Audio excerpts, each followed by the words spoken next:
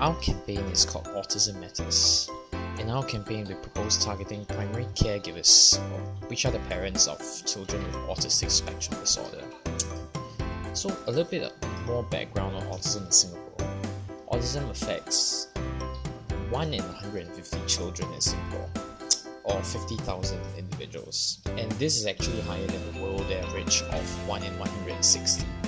And if we consider the family unit of autistic children, then this presents a relatively large number of Singapore's population that is affected by this social issue, which is a total of approximately 150,000 parents and children.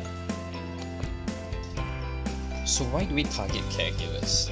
So the main reasons for this are twofold. Okay, firstly, most current campaigns only visit awareness and tolerance among the general public, and they do not actively provide aid to caregivers. Caregivers experience more stress, especially during the diagnosis process, according to a study by Hansel, Rutter, Lackenbrook. And most importantly, this stress can actually lead to psychological disorders like depression, etc. etc. Secondly, stress can negatively affect caregivers, as mentioned, and this can actually affect the child's development and welfare as well, considering that they will be exposed to the caregiver on a very, very frequent basis. Hence, a more holistic approach is needed with a campaign that targets caregivers and not just the public, or just simply providing psychological and social help to autistic sufferers themselves. The broad goal of this campaign is to help caregivers of children with autism by improving their mental well-being, and it will be achieved by providing them with help and social support. In order to identify the types of support that our target audience need and value, we have adopted Cohen and Will's social support theory. There are 4 pillars in this theory. First, informational support. Secondly, social companionship. Third, esteem support. And lastly, instrumental support.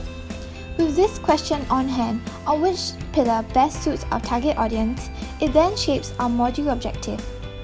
Our module objective will be to conduct a concept testing of our formal and centralized website/forum for caregivers. We will run through the pages of the website and forum with them and then gather feedback. Based on their feedback, after looking through the site's content, we want to be able to determine the specific topic of interest to best cater to the needs of our target audience. We also want to be able to determine which aspect of social support is the most important to our target audience to decrease their overall stress index. Moving on to impact objectives, our attitudinal impact objectives will be to increase the confidence level and parenting self-efficacy level among caregivers from 27% to 37%, a 10% increase. Finally, our behavioral objective is to decrease the stress level of the target audience from 82% to 72%, a 10% decrease. Due to the sensitive nature and the need for contextualization of our group's topic, we have decided to focus on a qualitative approach for our evaluation design. This way, we would have a more holistic view of the situation at hand and understand the issues faced by caregivers better. Interviewees can fully sound out their opinions and concerns regarding our campaign, and we will be able to address them directly. Our group managed to conduct in-depth interviews with 5 caregivers of children with ASD, and we carried out the interview in 2 phases. Phase 1, to gather information from these caregivers in order to make an in-depth situational analysis on how each case of the child with ASD is like, how they have been coping with it so far, what issues they are each facing, and what do they know about dealing with children with ASD so far.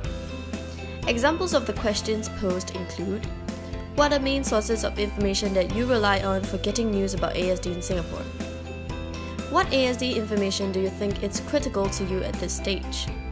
And do you know of any prominent support groups of caregivers for autistic children here in Singapore?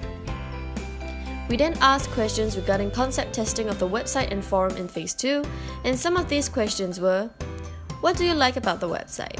What do you think are critical categories that should exist in the forum? And how do you see yourself using this website or forum? With this, our group could then do content analysis on these interviews and derive our research findings on how the website and forum of our pilot campaign could be further improved. Autism Matters is a formal website for streamlined and moderated content on autism, with a key feature of an interactive forum. The forum centralizes all existing information on autism into a single portal. It is a medium for interaction and community building between caregivers without the commitment of physical meetings. We aim to create the first ever Singapore Autism Forum that will be moderated by subject matter experts. Following the pillars of social support theory, we have designed our website to encompass all the pillars while focusing on key pillars that we have identified through our evaluation.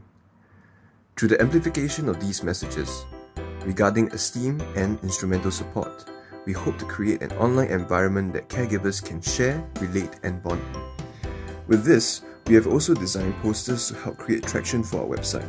The initial posters were made in a series of 3, with each poster encompassing a different pillar of the social support theory.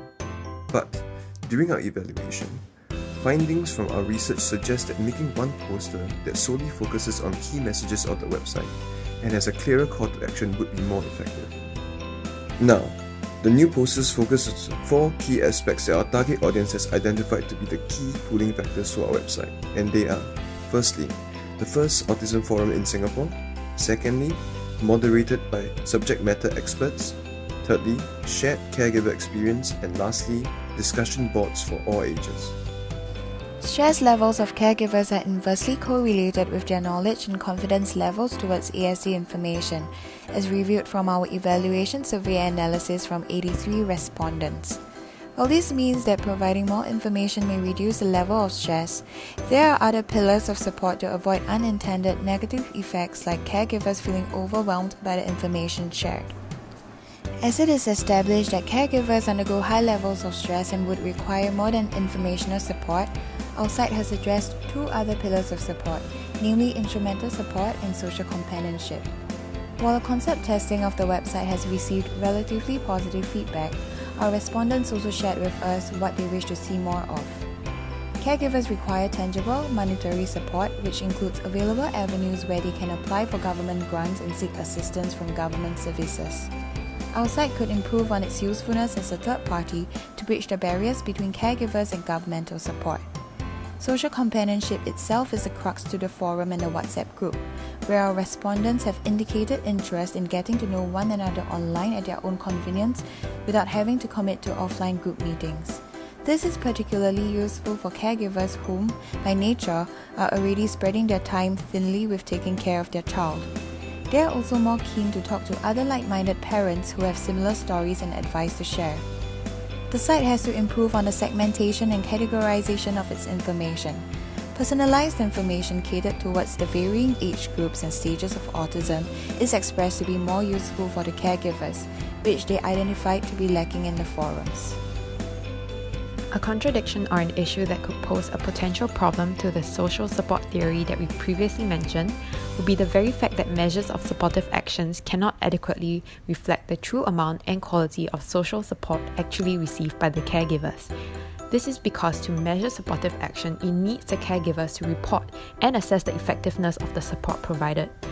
But because it is self-reported, it will heavily depend on how the caregiver is feeling at that point in time and the level of stress that they currently face.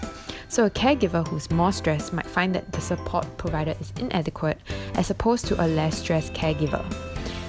So in essence, the theory does not take into account how the caregiver is feeling at that moment and the differing levels of stress, which might affect the effectiveness of the theory. A key takeaway for future references in the advertising industry is to be aware of the sensitive nature of your topic. In our case, it will be targeting caregivers with autistic children. So we need to approach our target audience with care and not cause any harm. This is because sensitive topics can trigger significant social implication, and as campaigners, we have to take care to protect the welfare of our target audience. Furthermore, it will be to understand what works best for your target audience and at their convenience. In our case, computer-mediated communication was found to be preferred by our target audience because of their hectic schedule, so working with what is the needs and preferences of our target audience is important. With regards to policy, we realize that important information and available resources do not hit the intended reach, and many are unaware that these even exist. Information is not well communicated and stays buried. Hence, our instrumental approach is one way to bridge the knowledge gap between government bodies and our caregivers.